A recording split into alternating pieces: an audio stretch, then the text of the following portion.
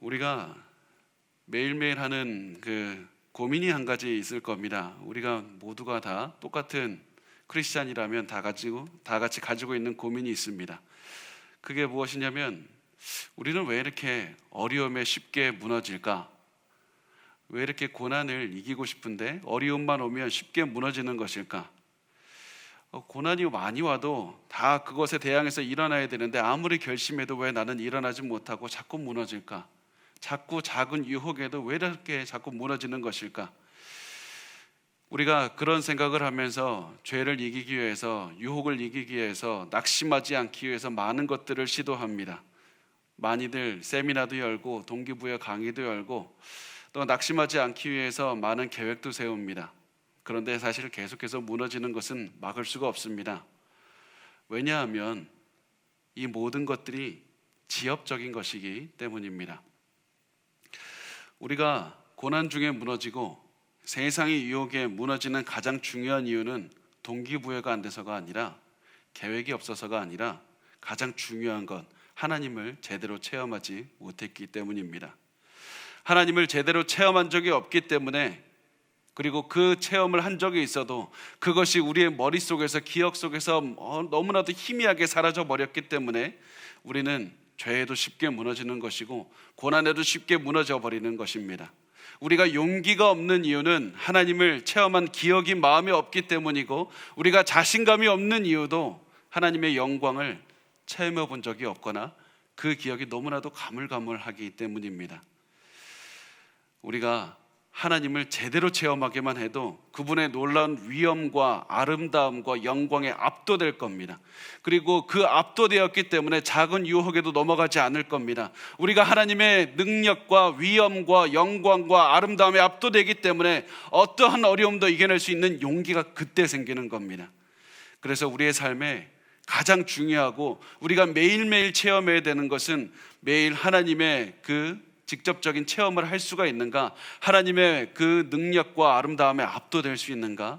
하나님의 영광을 내가 목도할 수 있는가? 그런 하나님에 대한 체험이 가장 중요하고, 그 체험을 매일매일 간직하며 살아가는 것이 바로 우리의 삶에 가장 중요하다는 사실입니다. 오늘 우리가 그 본문을 통해서 천국에 계시는 하나님을 만나게 됩니다. 오늘 우리가 나누는 이 하나님에 대한 모습을 이제 하나씩 나누게 될 텐데, 여러분, 오늘 말씀을 나누기 전에 분명히 말씀드립니다.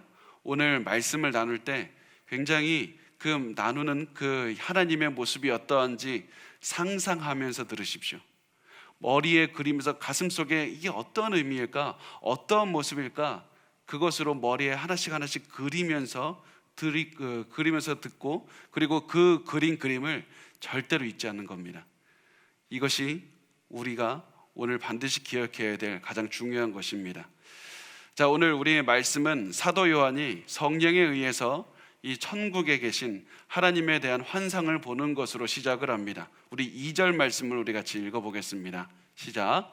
내가 곧 성령에 감동되었더니 보라, 하늘에 보좌를 베풀었고 그 보좌 위에 앉으신 이가 있는데.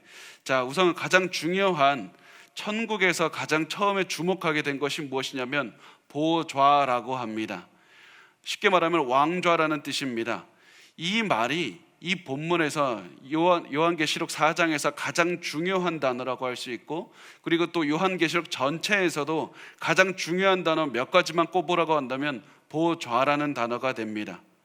이 보좌라는 단어를 통해서 우리가 알 수 있는 것이 무엇인가? 하나님이 왕이 되실 뿐만이 아니라 하나님께서 통치하신다. 요한계시록 전체를 통해서 우리에게 알려주고 계신 것이 무엇인가? 아무리 이 세상에 많은 혼란이 있고 두려움이 있어도 여전히 하나님은 왕이시고 여전히 하나님은 통치하신다. 이 땅에 무슨 일이 있어도 그 사실 하나는 변하지 않는다는 사실입니다. 내 삶에 아무리 고난이 오고 내가 무슨 일을 할지 알지 못하고 내 삶에서 아무리 나를 괴롭히는 사람이 있다 할지라도 여전히 하나님은 왕이시고 여전히 하나님은 보좌에 앉아서 통치하고 계신다. 이 땅에 전쟁이 일어나도 하나님은 왕이시다. 그래서 아무리 어떤 일이 와도 우리가 불안하거나 두려워해야 될 필요가 없고, 하나님께서는 여전히 왕이시다, 하나님은 여전히 통치하신다, 그 사실을 잊지 말아야 한다는 사실입니다. 여전히 하나님은 우리를 다스리시는 왕이 되십니다. 이제부터 이 보좌를 중심으로 해서 사도 요한이 천국의 모습을 그리게 됩니다. 천국의 중심은 하나님의 보좌가 있고요. 그 다음에 무엇이 있는지 이제 우리 4장 3절 말씀을 우리 같이 보도록 하겠습니다. 시작. 앉으신 이의 모양이 벽옥과 홍보석 같고 또 무지개가 있어 보좌에 둘렀는데 그 모양이 녹보석 같더라. 자, 이 말씀을 통해서 이제 하나님께서 보좌 위에 앉아 계신다고 말합니다. 그런데 굉장히 특이한 기술법이 이렇게 기술이 되어 있는데, 하나님의 모양이 벽옥과 홍보석 같다. 이게 도대체 무슨 말일까요? 우리가 사실 오늘 금요 기도회 시간이라 굉장히 짧게 제가 압축을 해서 설명을 해드리겠습니다. 우선은 우리가 벽옥이라고 하면 그 사람들이 벽옥이라고 현재 부르는 그런 돌이 있는데, 그 돌이 아니라 보통 이제 고대에는 벽옥이 다른 것을 가리켰을 것 같다. 현재 우리 시대의 벽옥이 아니라 다른 돌, 그러니까 보통 뭐라고 얘기하냐면 다이아몬드를 가리키는 것이라고 일반적으로 학자들은 말을 합니다. 그래서 이 벽옥, 다이아몬드가 어떤 특성이 있습니까? 이 아주 투명해서 모든 것을 투영할 뿐만이 아니라 그 주변에 빛이 있으면 그걸 굴절시켜서 화려하게 다 내뿜는 그런 역할을 하는 것이 다이아몬드입니다. 그래서 하나님은 다이아몬드가 같이 있다. 그리고 또 하나 바로 옆에 홍보석이라고 있는데, 이것은 붉은 빛을 띠는 반투명한 돌이 됩니다. 자, 그리고 바로 옆에 무지개가 또 있습니다. 무지개는 하나님께서 성경에서 보면 심판하지 않겠다, 자비의 상징입니다. 은혜의 상징입니다. 이 무지개는 이 땅에서는 반원의 모양을 가지고 있지만 천국에서는 아주 동그란 그런 원의 모양을 가지고 있습니다. 이 하나님의 보좌를 이제 둘러싸고 무지개가 있는데, 이 무지개의 모양이 녹보석, 그러니까 다시 말하면 우리가 쉽게 말하면 에메랄드라고 볼 수 있습니다. 에메랄드가 무슨 색입니까? 그 약간 녹색과 비슷한 그런 녹보석, 그런 색깔을 가지고 있는 겁니다. 자, 이 그림을 한번 제가 더 자세하게 말씀하시기 전에 상상해 보셨으면 좋겠습니다. 하나님 주위를 붉은 것들이, 가장 그 붉은 빛이 감싸고 있는데, 그것을 다이아몬드와 같이 그 모든 빛을 막 반짝반짝 다 반사하고 있고, 그 주위를 무지개의 그 에메랄드 녹색이 계속해서 빛을 비치고 환하게 비추고 있는 겁니다. 그래서 이 다이아몬드 같은 것들이 모든 것이 뒤덮고 있어서 찬란하게 빛나고 있는, 그래서 도저히 눈이 부셔서 바라볼 수가 없는 모습이 바로 하나님의 보좌에 앉으신 모습이라는 사실입니다. 그래서 이것을 통해서 무엇을 우리가 알 수 있냐면, 하나님의 왕권과 하나님의 주권인, 그리고 하나님의 영광이 가득하게 있어서 도저히 다가갈 수가 없을 뿐만 아니라 하나님의 자비, 이 상징 무지개가 이 주위를 덮고 있어서 주권과 자비가 완벽한 균형을 이루고 있는 너무나도 아름다운 모습, 그리고 그 모습이 그냥 우리가 그냥 쉽게 볼 수 있는 모습이 아니라 너무나도 밝게 빛나고 있어서 도저히 눈이 부셔서 바라볼 수가 없는 그런 모습을 가지고 있다는 사실입니다. 여러분, 다시 한번 말씀을 드리겠지만, 여러분 지금 계속해서 하나님의 그 모습을 머릿속에서 반드시 기억하시고 그것을 가슴에 새기시기 바랍니다. 붉은 빛이 있고 또 녹색 빛이 있고, 그것이 다이아몬드에 투영돼서 너무나도 아름다운 비치는 모습들은 사실은 우리가 지금 상상하고 있지만, 그 상상하는 것보다 하나님의 실제 모습은 우리가 상상하는 것보다 비교할 수 없을 정도로 엄청날 겁니다. 1000배, 만배, 100만배 굉장히 아름답고 굉장히 위엄이 넘칠 겁니다. 그래서 우리가 지금 그 그리는 그 마음으로, 그 그리는 가슴 속에 있는 그 그림에 압도되어야 되고, 우리가 또다시 계속해서 압도되면서 생각해야 될 것이, 야, 진짜로 하나님을 만나면 엄청나게 나를 압도하시는 하나님, 위대하신 하나님, 가장 아름답고 가장 완벽한 모습으로 우리 앞에 계신 그 하나님을 계속해서 생각하고 묵상하고 우리가 그것을 가슴 속에 품고 살아가는 겁니다. 이 하나님, 완벽한 하나님을 생각하면서 우리가 무엇을 반응을 보일 수밖에 없습니까? 경의를 표할 수밖에 없습니다. 예배를 드릴 수밖에 없습니다. 그분 앞에 있으면 어떠한 유혹도, 우리를 유혹하는 그 어떤 돈이 된다 할지라도, 그 어떤 것이 된다 할지라도 그 위대한 하나님 앞에 초라하게 보이게 되기 때문에 고난을 이기는 힘, 유혹을 이기는 힘, 이것들은 우리의 노력으로 억지로 이겨내는 것이 아니라 하나님의 아름다움을 가슴에 품고 계속해서 그것을 묵상하고 하나님을 찬양할 때 자연스럽게 고난도 기쁨으로 이기게 되는 겁니다. 즐거움에 찬양하면서 이기게 되는 것입니다. 그래서 항상 하나님의 아름다움을 여러분의 마음속에 기억하시기 바랍니다. 자, 이제 성경은 계속해서 하나님의 모습에 대해서 그리고 있는데요, 우리 4절 말씀을 우리 같이 읽도록 하겠습니다. 시작. 또 보좌에 둘려 24 보좌들이 있고 그 보좌들 위에 24 장로들이 흰옷을 입고 머리에 금관을 쓰고 앉았더라.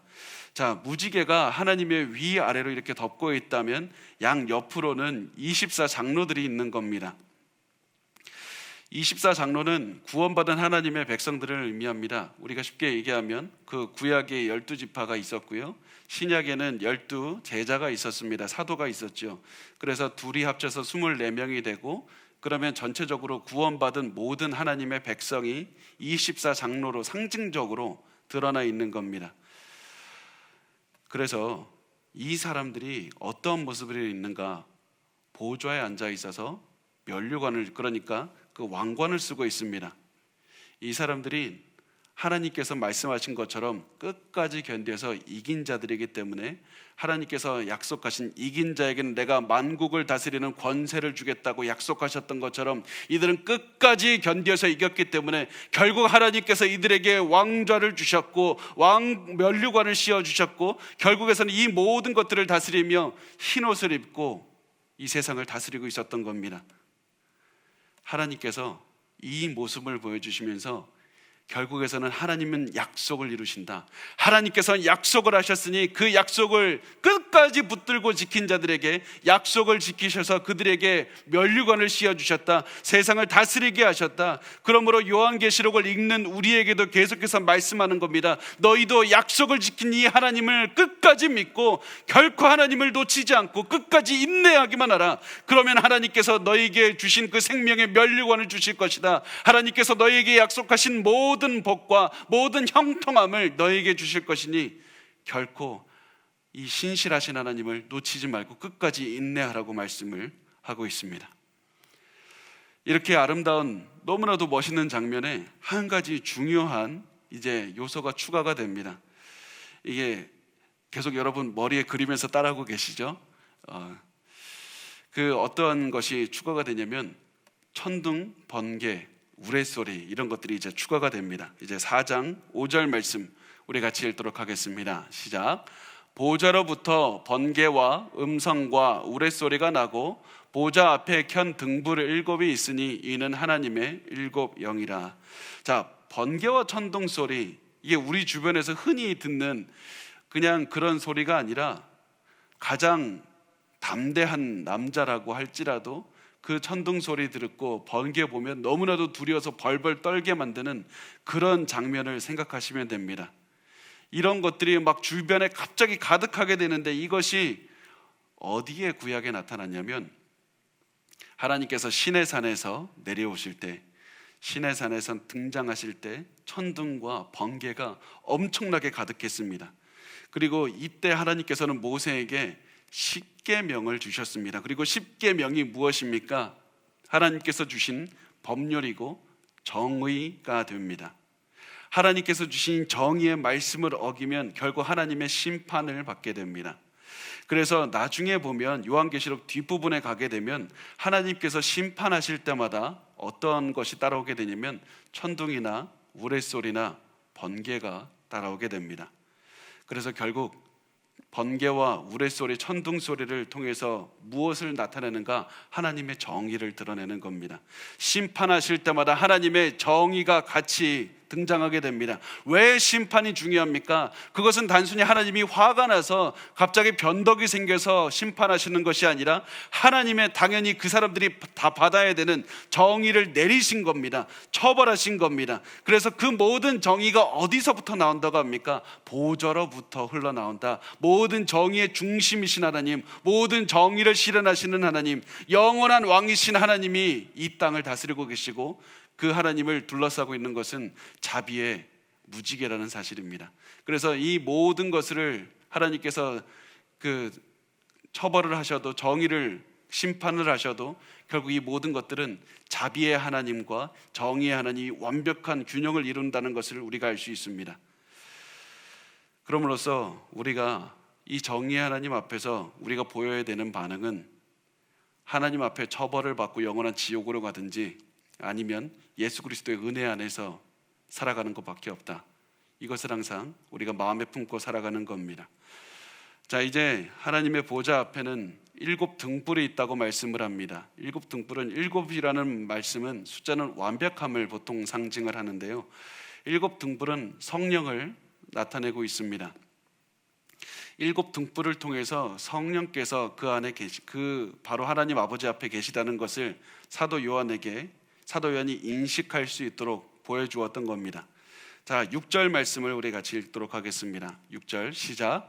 보좌 앞에 수정과 같은 유리 바다가 있고 보좌 가운데와 보좌 주위에 4 생물이 있는데 앞뒤에 눈들이 가득하더라.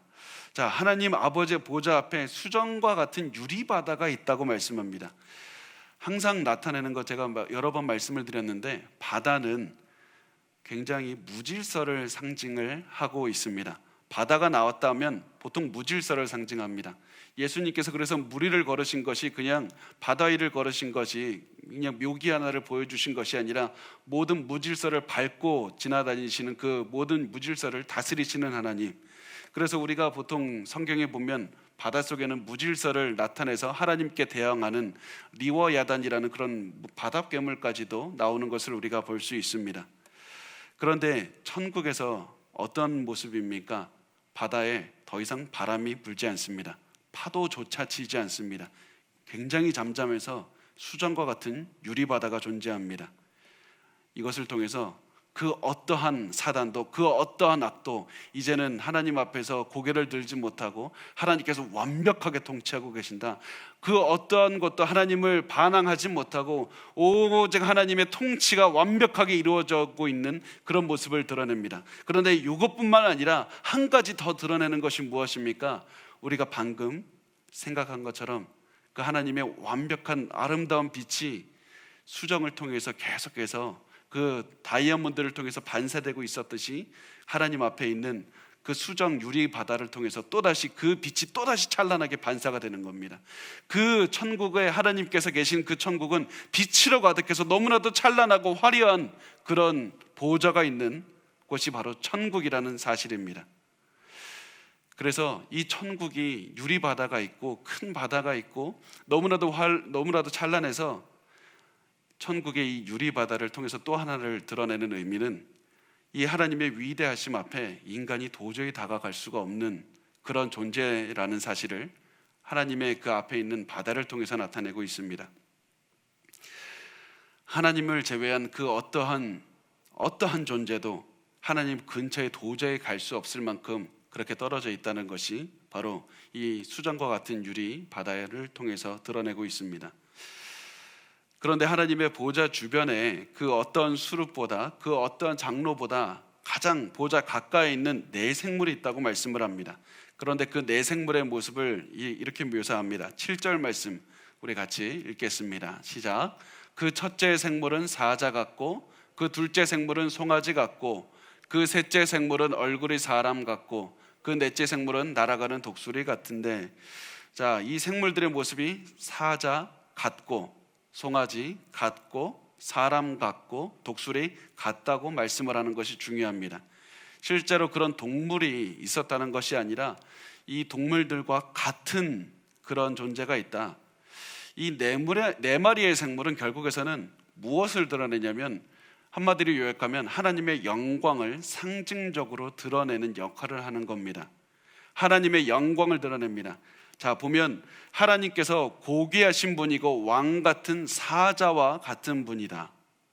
그리고 하나님께서 거대하시고 굉장히 노하기를 더디하시며 강력한 능력이 있는 소와 같은 분이라는 것을 드러내고 있고, 또 인간과 같이 지성을 가지신 합리적이신 이성적이신 분이고, 마지막으로 높은 창공을 날아다니는 그 독수리처럼 모든 존재보다 위에 있는 분이다, 그런 모든 것을 능가하는 분이라는 이 사실을 이 네 생물을 통해서 드러내고 있는 겁니다. 하나님의 영광을 드러내고 있습니다. 한마디로 말해서 이 모든 것을 통해서 우리의 상식을 뛰어넘으신 분이고, 우리의 모든 생각을 뛰어넘으신 분이고, 하나님은 우리가 무엇을 생각하든지 그 이상의 분이라는 사실을 계속해서 이 네 생물을 통해서 나타내고 있는 겁니다. 그런데 그 네 생물에 대한 그 묘사가 더 진행됩니다. 우리 8절 말씀을 더 읽겠습니다. 시작. 네 생물은 각각 6 날개를 가졌고 그 안과 주위에는 눈들이 가득하더라. 그들이 밤낮 쉬지 않고 이르기를 거룩하다 거룩하다 거룩하다, 주 하나님 곧 전능하신 이여, 전에도 계셨고 이제도 계셨고 장차 오실 이시라 하고. 자, 이 네 생물은 6 날개를 가지고 있었고 그 안과 밖에는 눈이 가득했다고 말씀합니다.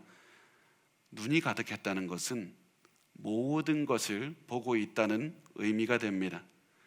이 세상에 있는 역사 속에 존재하는 그 어떠한 누구도 그 눈에서 피해 갈 수가 없다.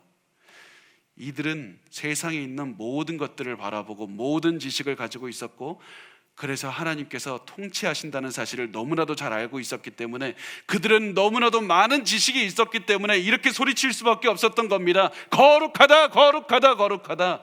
그것이 단순히 하나님께서 시켜서 한 것이 아니라 이 세상에 있는 모든 지식을 가지고 보니까 결국에서는 지식이 하나 더 쌓이면 또 한 번 거룩하다고 찬양할 수밖에 없고, 내 삶에 일어나는 모든 것들을 볼 때 또 한 번 거룩하다 거룩하다 하나님을 찬양하는 그 거룩의 소리가 끊이지 않았던 것이었습니다. 이들은 세상에 대해서 더 많이 알수록 더 많은 찬양을 돌릴 수밖에 없었습니다. 우리가 오늘 하나님을 찬양하지 못하는 이유는 하나님에 대해서 잘 모르기 때문입니다. 우리가 하나님에 대해서 찬양하지 못하는 이유는 우리가 고난 가운데에서 우리의 지식이 완벽하지 못하기 때문입니다. 우리가 고난 앞에서 불평하는 이유는 하나님께서 내 삶에 어떻게 인도하고 계시는지 잘 모르기 때문이고, 고난 가운데서 나를 어떻게 이끌고 계시는지 이해하지 못하기 때문입니다.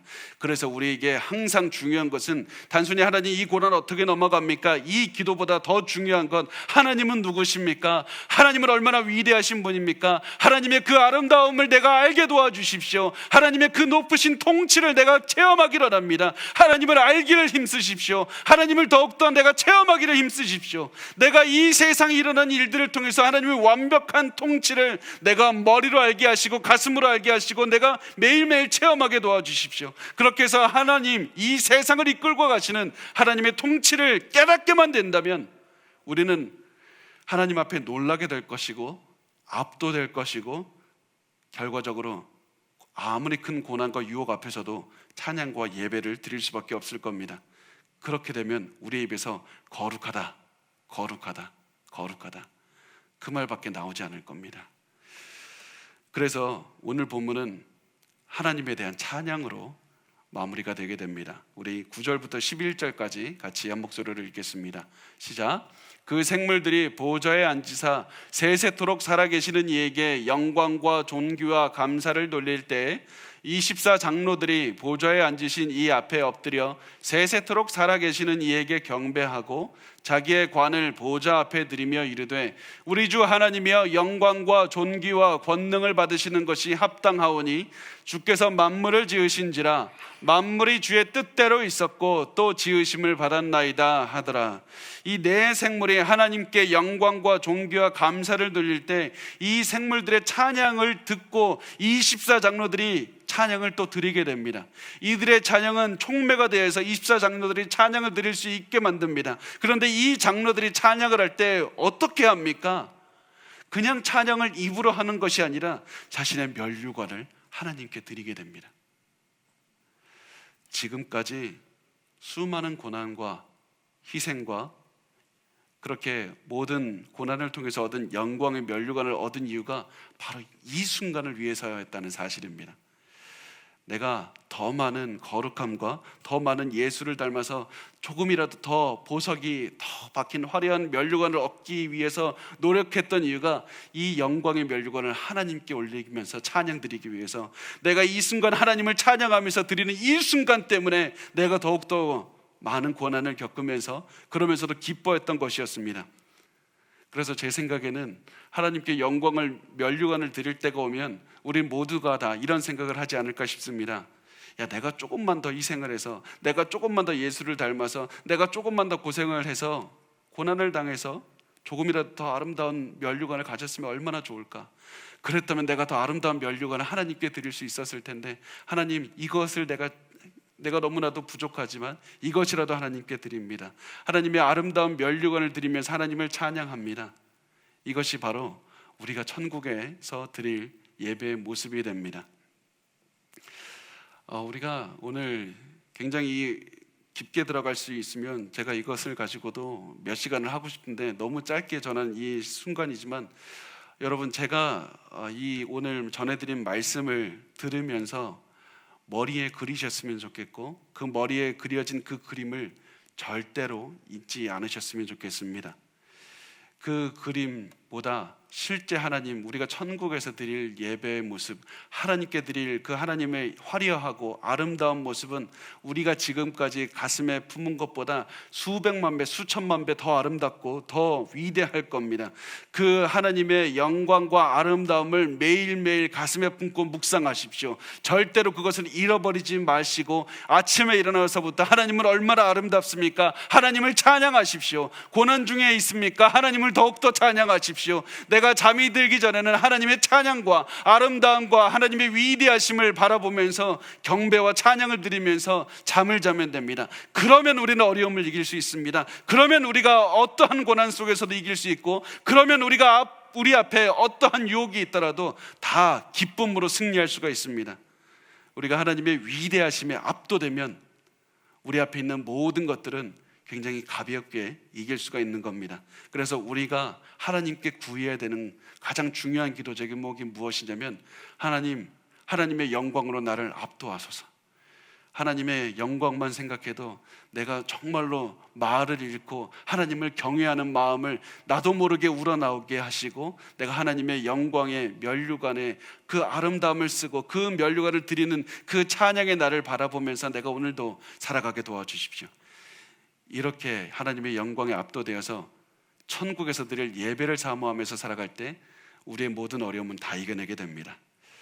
그때 우리의 문제의 해답이 보이게 됩니다. 여러분, 그래서 우리가 어떠한 경우에든지 어떠한 문제가 있든지 하나님의 영광에 압도되게 해달라는 그런 마음으로 우리가 살았으면 좋겠습니다. 그러면 우리의 삶에 어떤 문제든지 다 이겨낼 수 있습니다.